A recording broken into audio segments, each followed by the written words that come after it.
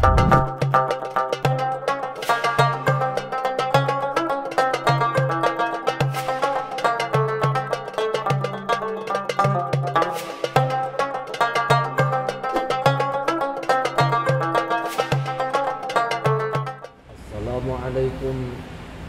warahmatullahi wabarakatuh.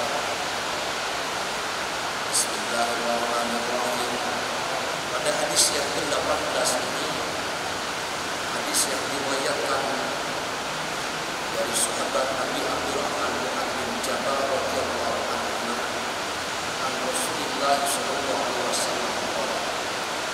Baginda Rasul bersabda, "Ittaqillaha haitsu ma kunta wa aqis sayyi'atal hasanata tamhuha wa khaliqin nasa bi khuluqin hasanin wa waqtihi wa qala hadithun hasan wa qiddatin hasanun sahih." Pada hadis yang ke-18 ini menjelaskan pahalanya takwa kepada Allah, fadilahnya takwa kepada Allah, dan juga pahalanya husnul khuluq, orang mempunyai akhlak karim. Baginda Rasul bersabda, "Ittaqillaha haitsu ma kunta wa aqis sayyi'atal hasanata tamhuha wa khaliqin nasa bi khuluqin hasan." Ittaqillaha haitsu ma kunta. Bertakwalah kamu kepada Allah dimanapun kamu berada. Ketika kita berada Dimanapun, sekalipun tidak ada teman yang menemani, bahkan sekalipun di tempat yang tertutup rapat, cahaya sinar lampu juga tidak menyinari, dimanapun kita berada, maka kuncinya bertakwalah kepada Allah. Sebabnya boleh jadi kita dari pengawasan istri kita jauh, pengawasan teman kita tidak tahu, saudara kita tidak tahu, tapi kita harus ingat di kanan kiri kita ada dua malaikat yang kemanapun kita pergi selalu mengikuti kita. Makanya bertakwalah kepada Allah. Sebelah kanan ada malaikat Raqib, sebelah kiri ada malaikat Atid. Nah, oleh karenanya jangan mentang-mentang kalau kita sendiri, kemudian kita semau kita, kalau kita sendiri selalu maksiat.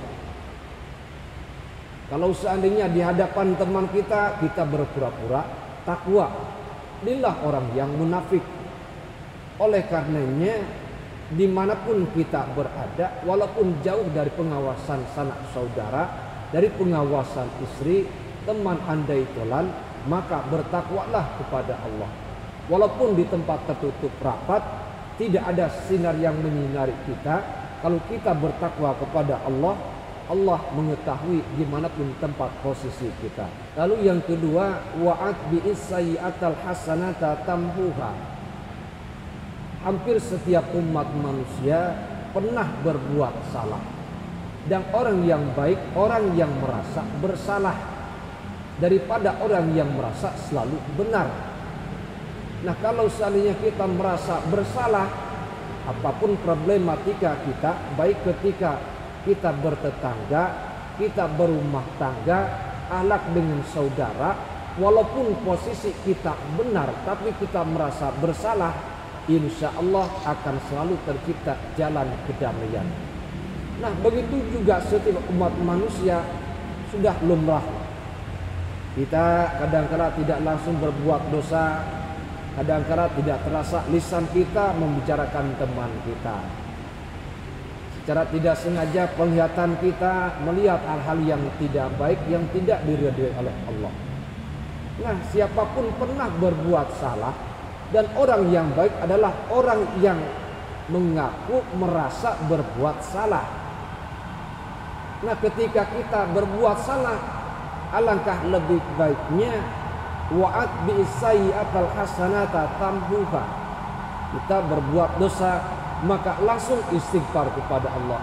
Ya Allah, hari ini saya berbuat dosa, saya berjanji ya Allah, saya mohon ampunanmu ya Allah, saya tidak akan mengulangi dosa-dosa ini.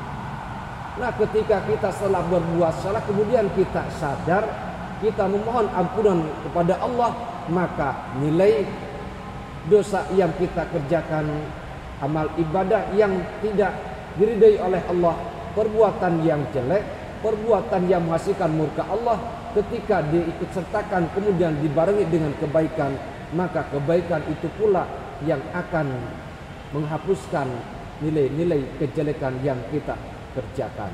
Lalu yang ketiga, wa khaliqin nasa bi khuluqin hasanin. Pesan hadis ini yang ketiga, kita merupakan makhluk sosial. Nah, ketika kita manusia tidak bisa hidup sendiri. Toh ternyata dulu ketika Allah menciptakan Nabi Adam sendiri di surga, walaupun nikmat serba ada, maka Nabi Adam tetap saja merasakan kesepian, merasakan kesunyian. Nah, oleh karenanya manusia merupakan makhluk sosial, manusia yang saling ketergantungan. Kita butuh teman, kita butuh saudara, kita butuh istri, tidak mungkin kita hidup sendirian. Oleh karenanya etikanya wa khaliqin nas bi khuluqin hasanin. Bergaulah dengan sesama manusia dengan akhlak yang mulia. Sebab pada hakikatnya Rasul diutus ke muka bumi itu tidak serta-merta terkecuali untuk menyempurnakan akhlak. Innama bu'istu liutamimma makarimal akhlak. Oleh karenanya tanamkan kepada kita bagaimana berbicara yang baik. Jangan berbicara yang keras-keras, jangan berbicara dengan nada seperti orang yang membentak. Berbicara dengan lunak, dengan lembut. Ucapkanlah ucapan-ucapan yang baik. Sebab ucapan yang baik menandakan hatinya juga baik. Tapi kalau seandainya ucapannya tidak baik, berarti dalamnya juga tidak baik. Makanya wa qulu qaulan sadida, ucapkanlah ucapan yang baik. Jadi etika kita bergaul dengan siapapun, wa khaliqin nas bi khuluqin hasanin. Bergaullah dengan sesama umat manusia dengan akhlakul karimah. Niscaya kalau seandainya kita sudah menanamkan sedikit demi sedikit akhlakul karimah yang dicontohi oleh baginda Rasul, akhlak kepada istri, akhlak kepada teman, akhlak kepada saudara, akhlak kepada teman-teman saudara yang tidak seagama, itu sudah ditanamkan, dicontohkan oleh Rasulullah. Kalau kita sudah sedikit demi sedikit mengamalkan, niscaya Islam akan menjadikan agama rahmatan lil alamin.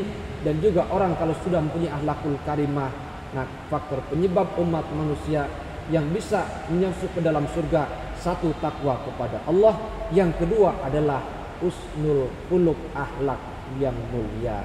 Mudah-mudahan kita semuanya selalu menjadi hamba-hamba Allah yang bertakwa kepada Allah dimanapun tempat kita berada, sekalipun tidak ada sanak saudara, sekalipun jauh dari pengawasan, maka bertakwalah kepada Allah. Dan yang kedua, mudah-mudahan kita diberikan oleh Allah akhlakul karimah. Kita belajar bagaimana akhlak mulia, kemudian kita bisa mengamalkannya. Mudah-mudahan selalu tertanam dalam diri kita akhlakul karimah, pribadi yang mulia. Niscaya takwa kepada Allah dan juga akhlakul karimah kalau sudah kita tanamkan, maka akan menyebabkan kita, akan menjadikan kita, akan membawa kita masuk ke dalam surganya Allah Subhanahu wa taala. Mudah-mudahan kita semuanya jadikan ahli ibadah, ahli takwa kepada Allah, dan juga orang-orang yang mempunyai perilaku akhlakul karimah. Mudah-mudahan yang saya sampaikan bermanfaat. Maaf apabila banyak kekurangan. Billahi taufiq wal hidayah. Ridho wal hidayah.